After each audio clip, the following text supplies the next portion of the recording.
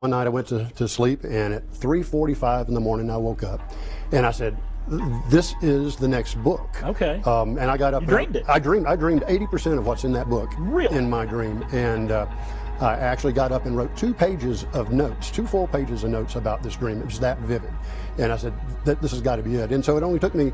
I did a little bit of research on the area, and then it only took me 2 months to write the book.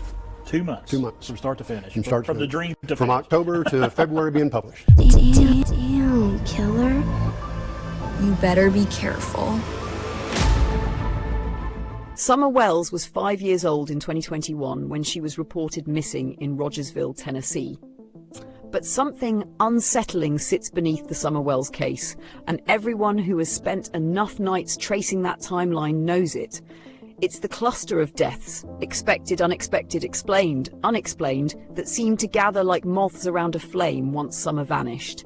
Overdoses, medical events, car wrecks, suicides, disappearances, quiet funerals held without much comment. Some people were peripheral, some were deeply connected, some were only connected by geography. But what made the pattern disturbing wasn't who died, it was how many, how soon, and how close they sat to the Summer Wells case. It never presented itself as a conspiracy, it simply appeared as a sequence, a rhythm, a quiet pulse beneath the larger tragedy, as if the land itself was tracking something only it understood. And that's the exact moment this book, Bloodline, Murder in a Small Town, slips onto the table like a piece of archival evidence disguised as fiction. It feels like a book of clues, or maybe a message. It was released February of 2025, and it begins with a death labelled a suicide in 1958 Rogersville. A man found in circumstances tidy enough to satisfy the paperwork, but wrong enough to bother the instincts of people who knew him. A TBI investigator, Special Agent Frank Lawson, a man trained in procedure but sensitive to the way truth misbehaves in rural towns. He arrives expecting a closed case formality. Instead, he steps into a town that feels like it has been waiting decades for someone with a calm mind and a tolerance for uncomfortable patterns. The moment Lawson arrives, the first crack forms. Locals are polite but guarded. Details don't align. And then the most unexpected figure steps from the edges of the town's quiet machinery. A clairvoyant, a psychic, not theatrical, not melodramatic, simply a woman who has lived long enough to see what the land remembers. She tells Lawson something he does not understand at first. Follow the line of blood. Not look for evidence. Not question alibis. Follow the line. As if Rogersville itself has a subterranean logic that runs through families, properties, old grudges, and the invisible architecture of inheritance. And this is when it felt like a message coming through the static. Follow the line of blood, not evidence, not alibis. Lawson keeps digging. The suicide unravels first. It isn't a suicide at all. It's a murder staged carefully, expertly, confidently, and ritualistically. And once that illusion collapses, the others begin to surface. One unexplained death becomes 2. 2 ripple into 3. Patterns overlap, names repeat, ownership records whisper. The town's history starts behaving less like a timeline and more like an algorithm. Lawson realizes he is not dealing with a single crime. He is stepping into the long shadow of a serial killer who has operated in Hawkins County for years, possibly decades, camouflaged by the natural chaos of rural tragedies. Car wrecks, accidents, falls, illnesses, suicides, a region where death hides easily inside coincidence when drugs and crime are involved. The terrain becomes Lawson's ledger in the book. There were specific details of areas, a field where the ground was disturbed too many times, too neatly, and always at the same edge, revealing a secret burial ground. A creek that carried a truth the rain could not wash away. A tunnel where echoes clung to the walls as if rehearsing something that had happened there many times before.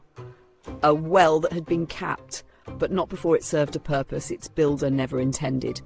Each site is ordinary on the surface, innocent geography, but as Lawson reconstructs the pattern, each place becomes a chapter in the killer's life work. You see, Rogersville is old. Land passes down through bloodlines, stubbornly, generation after generation. Lawson discovers that the murders trace along these lines of inheritance, not randomly but almost ritually. Victims connected not by personal conflict, but by the land they lived on, the names they carried, the old agreements their grandparents made, or the boundaries their families once shared. It's as if the killer was pruning a tree only they could see the shape of, removing branches that interfered with some internal design, quietly, patiently, without interrupting the larger flow of community life. Lawson also encounters the Masonic Lodge, sinister and symbolic, holding the town's historical leadership, its rituals, its belief in legacy and order. In the book, it operates as a backdrop, a reminder that communities hold secrets in plain sight, passed through handshakes, traditions, and generational continuity. Lawson realizes the killer understood these networks intimately, exploiting them, moving through them, hiding inside them. What makes the entire story resonate like a low hum is the way the land behaves. Every clue points back to it, every death aligns with it, every family tied to it. By the time Lawson connects the final sequence, it becomes clear the killer's method was not random violence, but a kind of cartography. A map built of human lives, threaded through Rogersville's fields, creeks, wells, tunnels, and surnames. The serial killer wasn't just hiding in the town, he was using the town like a mechanism, a blueprint, a ritual. Something passed down quietly, the way land and silence often are. And when you step back from the story, the parallel becomes impossible to ignore. Not a conspiracy, not an accusation, just a pattern of deaths clustering around a single region inside the book, and another pattern clustering around a single region inside real life. Both wrapped in geography that never seems to let go of its mysteries, both threaded through family names that keep repeating, both revolving around a town where tragedy never arrives alone, it arrives in sequences. The book ends with Lawson realizing he has not uncovered a serial killer, he has uncovered a system, a lineage of violence that moves the way water moves through limestone, slow, patient, unstoppable once it finds its path. He understands the killer not as a person, but as a continuation, a pattern older than his badge, older than the investigation, older than the families who unknowingly walked across the map of someone else's design. The murders were never isolated events, they were echoes, repetitions of the same quiet violence, buried beneath decades of polite rituals, inherited land and surnames that stayed rooted where their ancestors planted them. When he finally sees the full pattern, it feels less like solving a case and more like a secret-coded map for others to see. And that's the part that lingers, because once you see how patterns weave through a place, you start noticing them everywhere.